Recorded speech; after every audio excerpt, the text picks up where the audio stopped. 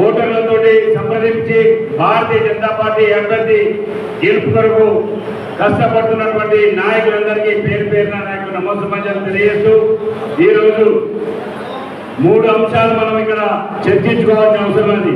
ఒకటి, అభ్యర్థులు ఈ ఎలక్షన్స్ లో నిలబడ్డటువంటి ఎంపీ అభ్యర్థులు ఈ ఎలక్షన్స్ ఎందుకు వచ్చాయి, ఎవరి ప్రయోజనం కొరకు వచ్చాయి, అదేవిధంగా పార్టీ కూడా ఏ పార్టీ అయితే మనకు ఇస్తే మనకు రేపు మన భవిష్యత్తు గురించి మన ప్రశ్నించే గొంతుకైతారనేది ఆలోచించినట్టయితే, ముఖ్యంగా ముందుగా అభ్యర్థి గురించి మాట్లాడితే ఈరోజు గుజ్జుల ప్రేమేందర్ రెడ్డి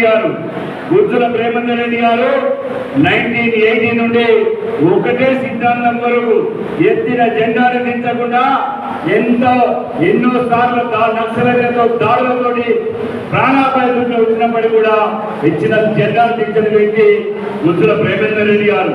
రాబోతున్నటువంటి ఎన్నికల ఫలితాల్లో వరంగల్ ఎంపీగా గెలవబోతున్నటువంటి పెద్దలు మాజీ వర్ధనపేట శాసనసభ్యులు ఆర్మూరు మహేష్ గారు, ఈ నియోజకవర్గానికి పట్టభద్రుల ఎన్నికలకి ఇన్ఛార్జిగా పనిచేసినటువంటి మిత్రుడు సహచర న్యాయవాది నల్లగామ శ్రీనివాస్ గారికి, వేదిక మీద ఉన్నటువంటి పెద్దలు భారతీయ జనతా పార్టీ సీనియర్ నాయకులు గౌరవనీయులు విజయరావు గారు, సుభాష్ గారు, వెంకటేశ్వర్లు గారు, ఈ అసెంబ్లీ కన్వీనర్ పెద్దలు అంజరెడ్డి గారు, పార్లమెంట్ కో కన్వీనర్ యుగంధర్ గారు, సోదరి రాష్ట్ర మహిళా మోర్చా నాయకురాలు విజయలక్ష్మి గారు, మైనార్టీ మోర్చా జిల్లా అధ్యక్షుడు వలీ పాషా గారు, మండల పార్టీ అధ్యక్షులు మిత్రులు రమణ గారిని 27వ తారీఖున జరగబోతున్నటువంటి ఎమ్మెల్సీ ఎన్నికల్లో గుజ్జుల ప్రేమేందర్ రెడ్డి గారిని ఆశీర్వదించడం ఇక్కడికి ఇచ్చేసిన పట్టభద్రుల మిత్రులకి, ప్రింట్ ఎలక్ట్రానిక్ మీడియా మిత్రులందరికీ పేరు పేరున శిరస్సు వచ్చి నమస్కారాలు తెలియజేస్తాను.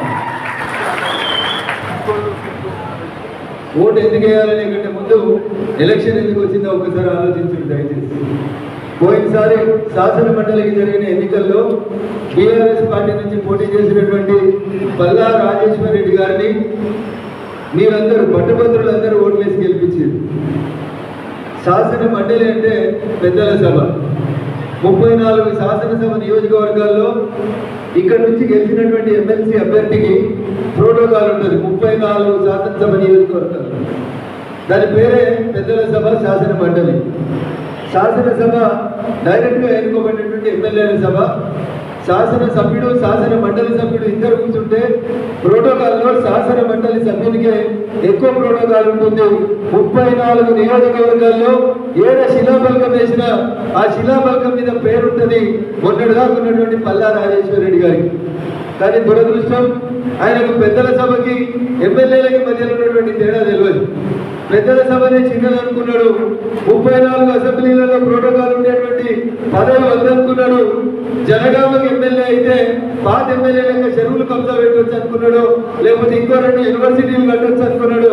పోయి జనగామకి ఎమ్మెల్యేగా గెలిచి పెద్దల సభను అవమానించినటువంటి వ్యక్తి శాసన మండలి సభ్యత్వానికి రాజీనామా చేసి నువ్వు ఎమ్మెల్యే ఉంటావా ఎమ్మెల్సీ ఉంటావా అంటే ఎమ్మెల్సీ ఉంటా అని చెప్పాల్సినటువంటి పల్లా రాజేశ్వర రెడ్డి గారు శాసనసభ్యునిగా పోయి శాసన మండలి గౌరవాన్ని, పెద్దల సభలకు గౌరవాన్ని అవమానపరిచినటువంటి బీఆర్ఎస్